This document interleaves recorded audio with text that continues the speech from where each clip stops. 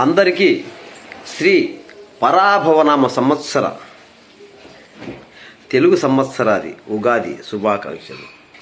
ఈరోజు షడ్రుచుల సమ్మేళనం అంటే ఉగాది పచ్చడితో ప్రారంభమవుతుంది పండుగ.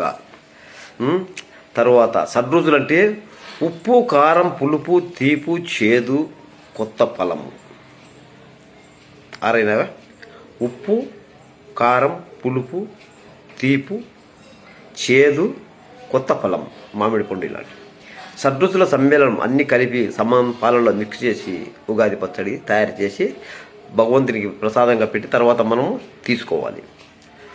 ఆ తర్వాత ఈరోజు మా ఇంట్లో ఉగాది పూజ పూర్తి అయిపోయింది. చూడండి, ఇది ఉగాది పచ్చడి అన్నమాట.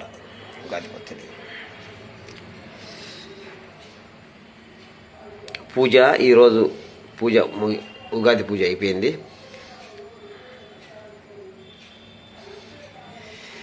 ఫలం, పుష్పం, పత్రం అన్నీ పెట్టి నారికేళం సమర్పించి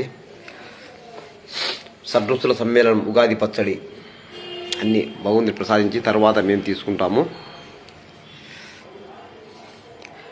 అందరికీ ఉగాది కొత్త సంవత్సర శుభాకాంక్షలు.